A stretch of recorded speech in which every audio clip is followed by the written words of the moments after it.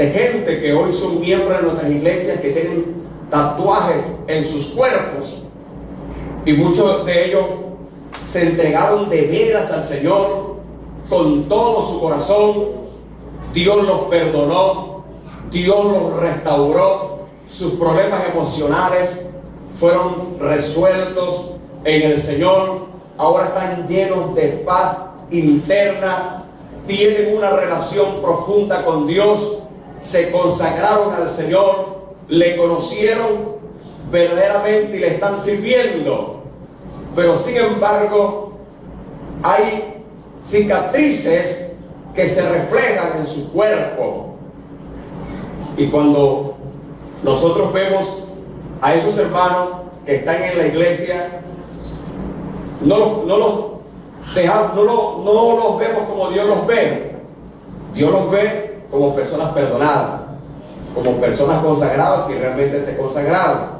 Pero nosotros, algunas de estas personas, los seguimos viendo con indiferencia, como pecadores, como condenados y como personas que no tienen derecho a la salvación. ¿Sí me estoy explicando? Dios los sana, pero las cicatrices internas, las cicatrices eternas están allí.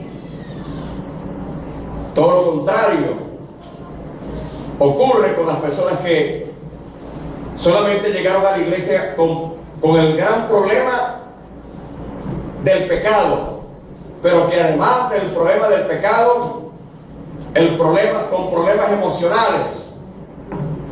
Bueno, y Dios sanó ese problema emocional que había en esa persona, lo sanó, y no quedan evidencias internas o externas de que él padeció o tuvo problemas emocionales. Y con ese hermano de repente el trato es diferente, porque el hermano antes era un amargado. Bueno, ya la amargura no es la que le gobierna, sino que ahora es un hombre o es una mujer llena de paz, emocionalmente totalmente sanado.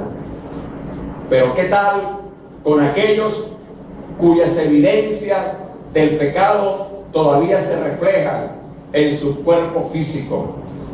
A esas personas Dios también las ama, Dios también los ve como redimidos, como perdonados, pero muchas veces nosotros como iglesia continuamos viéndoles como personas indignas, como personas pecadores que no merecen ningún tipo de comunión con Dios. Alabado sea nuestro Señor. Los que tenemos en la iglesia 30 años, por ejemplo, hace 30 años, algunos llegamos a la iglesia. Yo llegué en los años 80 a la iglesia, y desde hace 30 años hacia acá he visto la evolución de la iglesia. Cuando yo llegué a la iglesia tenía unos 20 años aproximadamente, 19 años, y recuerdo que se hacían grandes debates para deliberar sobre las normas y costumbres de las congregaciones. Normas y costumbres.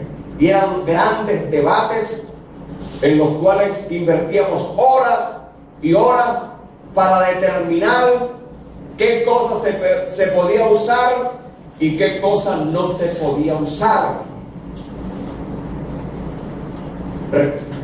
Y estos debates se llevaban a las iglesias locales y también se llevaban en el seno de las organizaciones. Recuerdo que para ese entonces, cuando formaba parte como pastor de las Asambleas de Dios, recuerdo que en una reunión se presentó para que deliberáramos acerca si los misioneros que venían del extranjero podían ministrar en nuestras iglesias y fundar obras para las Asambleas de Dios con barba. porque los misioneros llegaban con barbas, algunos traían barbas y llegaban a Venezuela y se ponían a la orden de sus respectivas organizaciones aquí en Venezuela.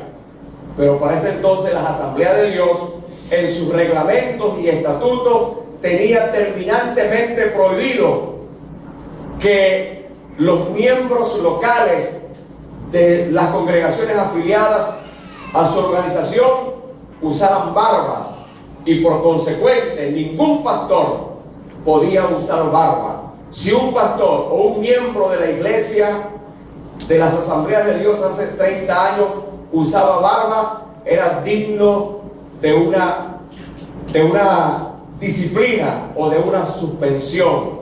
En algunos casos la suspensión era temporal y en otros casos la suspensión era para siempre. Y nos reunimos para deliberar si esos misioneros podían hacer la obra de Dios en nuestro país usando barba. Bendito sea el Señor. Y ahí se nos iba el tiempo. Recuerdo que los misioneros prácticamente llorando nos rogaban: hermanos, permítanos hacer la obra, no queremos su dinero, pertenecemos a la organización Asamblea de Dios de Venezuela, de los Estados Unidos o del país en cuestión, solamente queremos desarrollar nuestro ministerio en este país, porque Dios nos envió a este país para desarrollar la obra. Pero el gran problema de ellos no era un problema moral, no era un problema de santidad, no era un problema de rebelión o de falta de fe o de falta de dinero. El único problema era la barba. La barba, porque usaban barba. Y si nosotros nos vamos en la Biblia, en los tiempos antiguos, no usar barba era un desmérito. Si nosotros vamos a la Biblia, en el libro de Samuel, por ejemplo, en el capítulo número 2, perdón, en segunda de Samuel, capítulo 10, verso 4, no usar la barba era como un acto de degradación. Y en estos tiempos era un acto de humillación. Sí, era un acto de humillación.